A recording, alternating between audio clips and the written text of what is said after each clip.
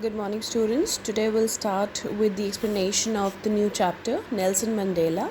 I've already forwarded the gist of the chapter. By now, you have done the reading as well, so it will be much more clear when I'll explain the chapter. 10th May dawned bright and clear. For the past few days, I had been pleasantly besieged by dignitaries and world leaders who were coming to pay their respect before the inauguration. The inauguration would be the largest gathering ever of international leaders on South African soil. So basically, it is the day of 10th May when the South Africa got freedom, and now they were ready for the inauguration. So now when the inauguration was about to start, so there were like many of the dignitaries from all over the world, those who have come to pay the respect to the new South African president, that was Nelson Mandela. So he is explaining you exactly how was the scene that day. The ceremonies took place in the lovely sandstone amphitheatre formed by the Union Building in Pretoria. So where was the ceremony taking place? It was taking place in the Union Buildings in Pretoria. For decades, this had been the seat of white supremacy, and now it was the site of a rainbow gathering of different colors and nations for the installation of South Africa's first democratic non-racial government. So this was again led by the white supremacy, that is the Britishers. So now they were free from the British government, and now what exactly was happening? So now it was South Africa was getting ready for the first time democratic and a non-racial government.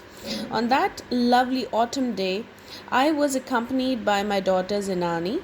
On the podium, Mr. De Klerk was the first to sworn in as a second deputy president. So first one was Mr. De Klerk, and he was Nelson Mandela was accompanied by his daughter Zenani. So now Mr. De Klerk was the first one to be sworn as the second deputy president. So this was the beginning of the ceremony. Then moving further,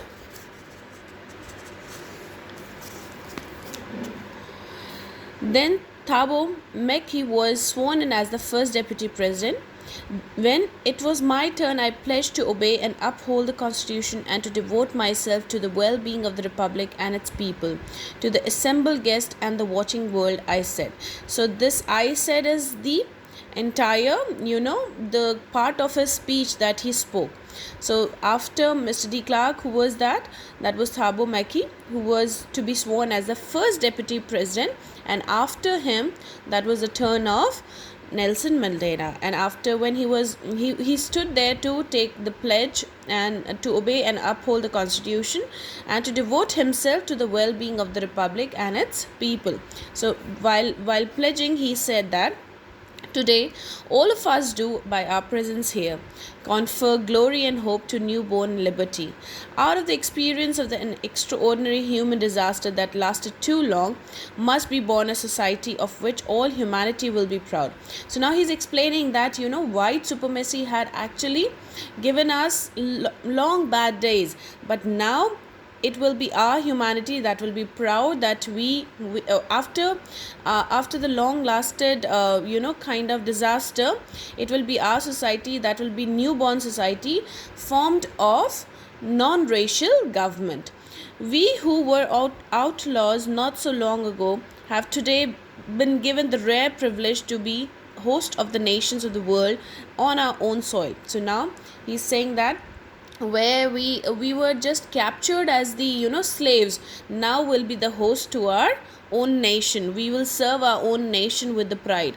We thank all of our distinguished international guests for having come to take possessions with the people of our country of what is, after all, a common victory for justice, for peace and human dignity. So now he's saying that I am thanking all the international dignitaries, those who have come, and he was thanking all the people who have come from all over the country to pay respect. So now he was saying that we will strive for common victory, for justice, for peace and for human dignity. We have at last achieved our political emancipation. We pledge ourselves to liberate all our people from the continuing bondage of poverty, deprivation, suffering, gender and other discrimination. So now he said that we have received the freedom from all the evils, restrictions, that was like the poverty, deprivation, suffering, gender inequality, and other discrimination. So now we are free from all such things. Never, never, and never again shall it be that this beautiful land will again experience the oppression of one by another. So in past, these people were suffering the, the kind of oppression from human race only. So now they are saying now there'll be no more times when people will be after the people. They'll be like peace and liberty. The sun shall never set on so glorious a human achievement. Let freedom reign.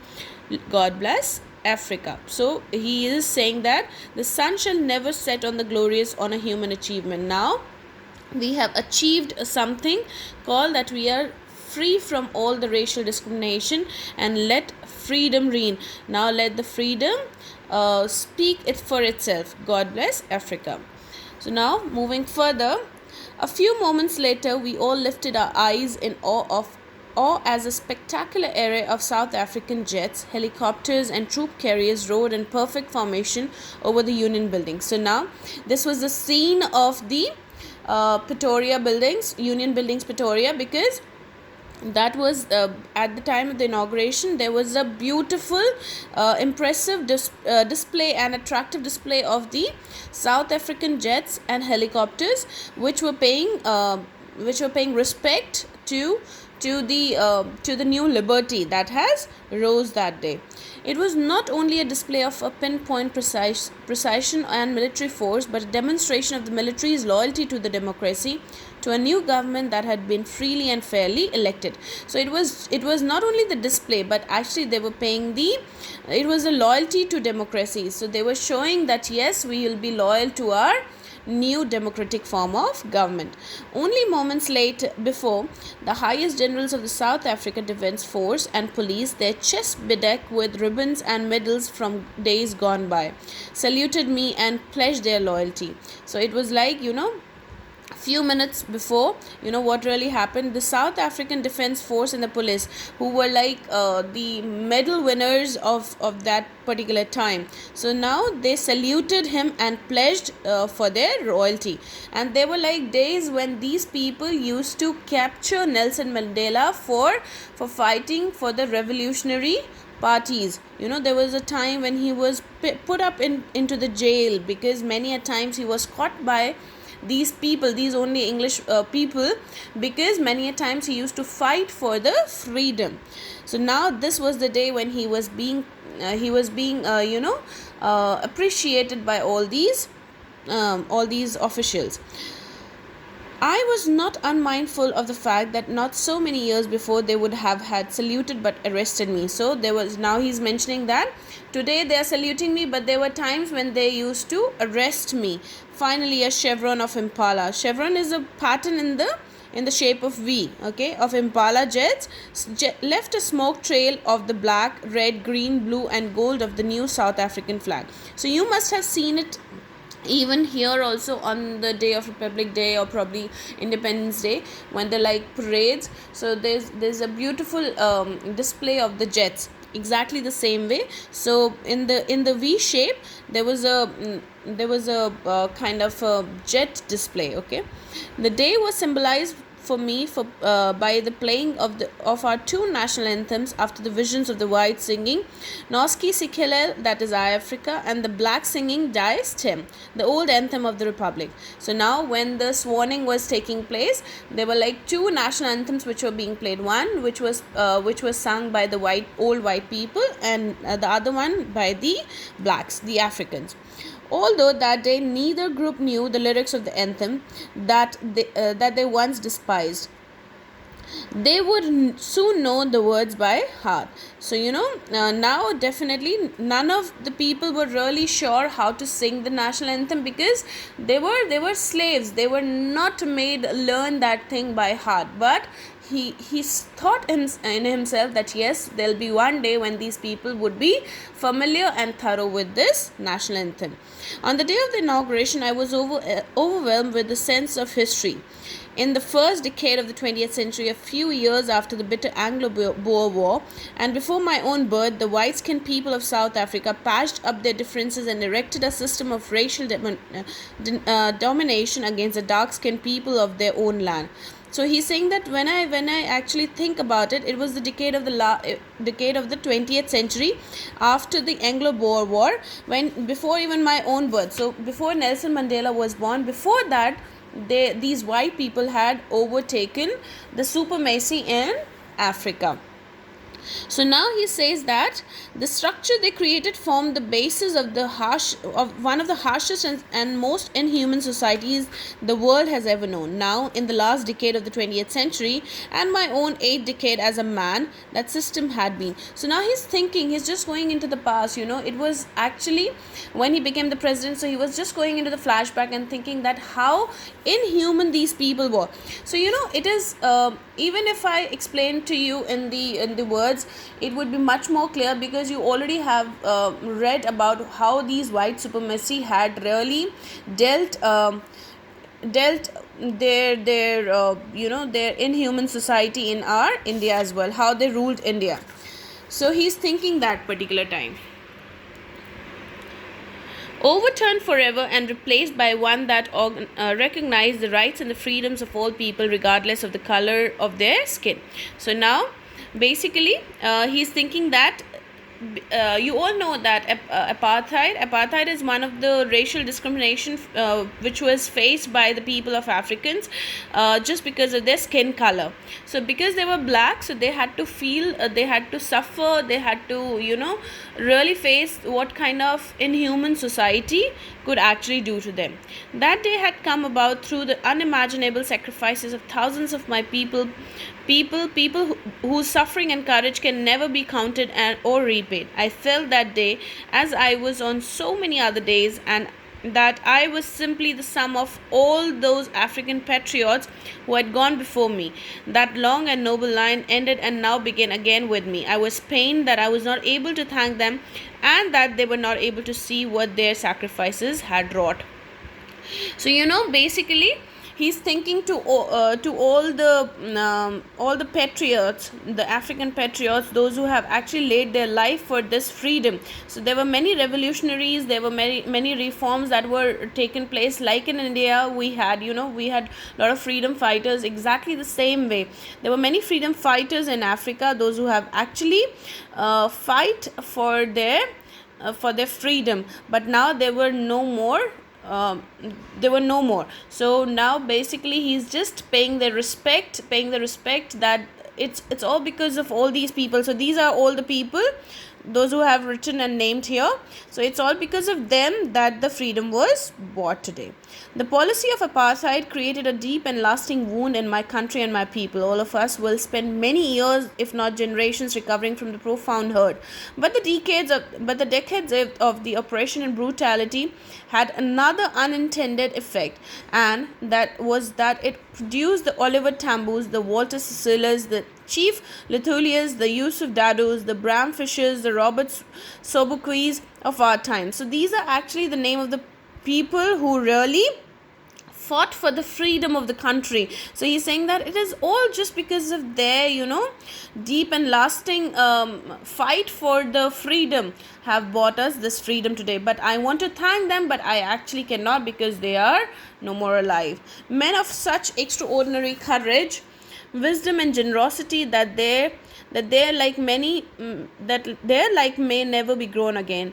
Perhaps it requires such depths of operation to create such heights of character. My country is rich in minerals and gems that lie beneath in its soil.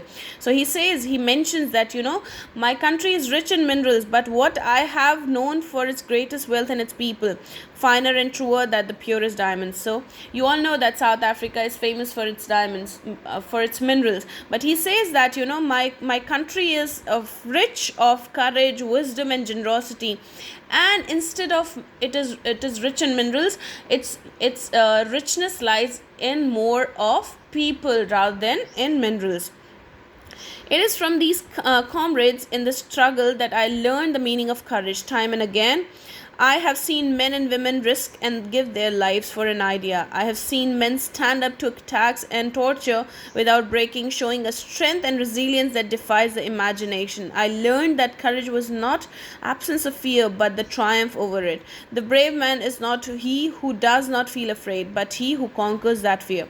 So he's just remembering all those time, it is from these comrades in the struggle. So he's saying that it's all because of the struggle of these people that I have learned the real meaning of courage. Time and again, I have seen many people, many men and women risking their life, and those risks which they had borne on their lives had actually got us this freedom. So he's saying it's the strength and the resilience of these people who have really stood by such a thing, and they did not fear that their lives would be gone, but they only had one thing in their mind, that they wanted to live with freedom. No one is born hating another person because of this color of his skin or his background or his religion.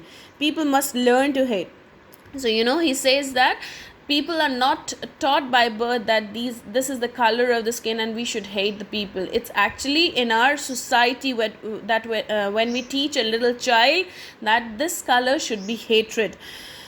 Now people must learn to hate, and if they can learn to hate, they can be taught to love. So he says that even if when people are taught to be hate each other, so it is the time when people can actually be taught to love, for love comes more naturally to human heart than its opposite. So he says that love is the purest thing, so it comes automatically. It is not to be taught until it is not shadowed by hatred. Now, even in the grimmest times in prison, when my comrades and I were pushed to our limits, I would see a glimmer of humanity in one of our guards, perhaps just for a second, but it was enough to pressure me and keep me going. So he says that, in the hardest time when we were actually in the jail, me and my comrades, my revolutionaries together, we were suffered because of many, many pains. We were really given a torture in the jails, but somewhere, I could see that, a little glimmer of humanity in one of the guards, and that little possibility kept me going for fighting for this freedom struggle.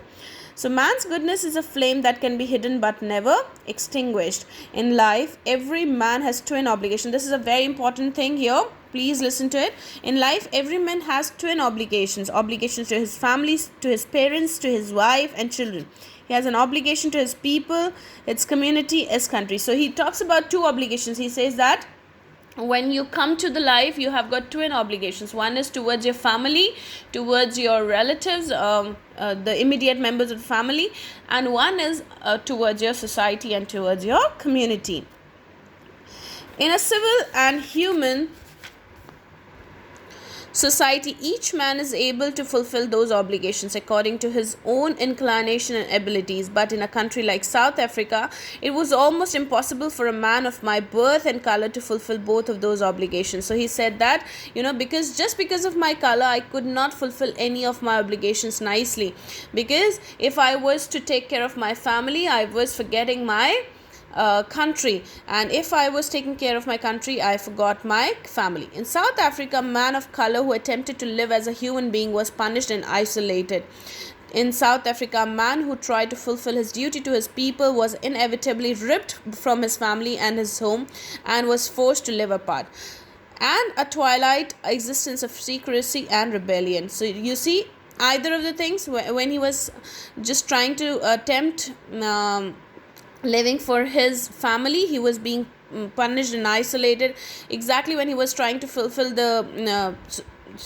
his duties towards his country, towards his people, he was again ripped away from his family. So it was really very difficult for a person of such a race, a black race. He was not given to serve his twin obligation. So now I did in the beginning choose to place my people above my family, but in attempting to serve my people, I found that I was preventing from fulfilling my obligation as a son, a brother, a father and a husband. So he tried to pull away his family and serve his country and nation. But in attempting to serve his people, what he said, that he was prevented from fulfilling my obligations as a son, then he could not really take care of his family here. I was not born with hunger to be free. I was born free, free in every way that I could know. Free to run in the fields near my mother's hut, free to swim in the clear stream that ran through my village, free to roast mealies under the stars and ride the broad backs of snow moving bulls. As long as I obeyed my father and abided by my customs of my tribe, I was not troubled by the laws of man or God. You know, so he's saying that I was not born, that I actually was not born with the gist that I had to take freedom for my country, because I was born free. I never knew that I'm actually a bonded labor, or I'm actually under white supremacy, because I only obeyed my father, whatever my father said, and as per my laws of my tribe and my people, I was just following the customs of my tribe. I did not know any laws made by man or God, because he was not aware, because he used to be, because as a child you all are born as a free bird.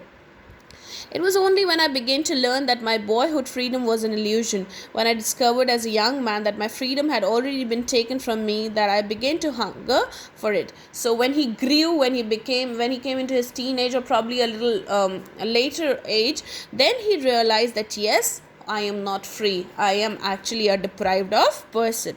At first, as a student, I wanted freedom for myself, the transitory freedom of being able to stay out at night, read what I pleased, and go where I chose. Later, as a young man in Johannesburg, I yearned for the basic and the honorable freedoms of achieving my potential, of earning my keep, of marrying and having a family, the freedom not to be obstructed in a lawful life. So, when he grew, first of all, the freedom started with his student life, because at that time, students were not allowed to go to any other places, probably even in the libraries also, because it was restricted by the white people. They had a particular time frame where they could actually go out, and probably they could not do as the reading or probably as a studying like the white people were allowed to. So now that was the first time when his hunger for the freedom started. And he wanted to stay out late at night, wherein other people were doing the same thing. So there were many restrictions. Then he wanted to get married and have his own family. So all these freedom were obstructed, and because of the lawful life. But then slowly I saw that not only was I not free, but my brothers and sisters were not free. I saw that it was not just my freedom that was curtailed, but the freedom of everyone who looked like I did. So he said that. So slowly and gradually I realized that it is not only me who is restricted from such a thing, but actually all the people who are colored like me are restricted from the freedom. Then freedom. Okay. Then that is when I joined the African National Congress, and that is when the hunger for my own freedom became the greater hunger for the freedom of my people. So that was the time when he realized that yes, it's not only me, it's the people of the country who is actually suffering from such a deprived of freedom. It was a desire for the freedom of my people to live their lives with dignity and self-respect that animated my life, that transformed a frightened young man into a bold one, that drove a law-abiding attorney to become a criminal. So, now basically why criminal? Because he was actually going against the laws and the against the rules and regulations that were formed. So that turned a family-loving husband into a man without a home, that forced a life-loving man to live like a monk. So now that was the time when he actually had a hunger for getting the freedom for his people, and he wanted that his country people should live with dignity and self-respect. So that was the time when he actually turned out to be a because he was a very fun-loving and a family-loving person. But from there he got transformed into a monk. I'm no more virtuous, not a monk, real monk, but a person who only strives for the freedom, who doesn't like to be because he was just concerned about one particular thing, that he wants freedom. So he had only one focus, and he did not care about the home, the family, the people, nothing, but he only was concentrating on one thing, that was the freedom for his country. I am no more virtuous and or self-sacrificing than the next man, but I found that I could not even enjoy the poor and limited freedoms I was allowed when I knew my people were not free. So the little freedom that he got, even he was not enjoying that little freedom, because he wanted the full freedom for his country and for his people. Freedom is undivisible. The chains on anyone on my people were the chains on all of them. The chains on all my people were the chains on me. So now he says, he considers the chain that were actually put by the white supremacy, by the white Britishers on the people, it was a chain on himself. I knew that the oppressor must be liberated just as surely as oppressed. A man who takes away another man's freedom is a prisoner of hatred. He is locked behind the bars of prejudice and narrow-mindedness. I am not truly free if I am taking away someone else's freedom, just as surely as I am not free when my freedom is taken from me. The oppressed and the oppressor alike are robbed for their humanity. So he's saying that when a human takes away the freedom of another human, it is actually the robbed of humanity. He said that he's actually the prisoner of hatred. So he's just saying that it is actually, it is locking behind the bars of prejudice and narrow-mindedness. It is actually the freedom which can kill you from inside. So that's over with the chapter. I hope by now you must have been clear with the chapter. Just go through the gist nicely so that you can understand the chapter very well. Thank you.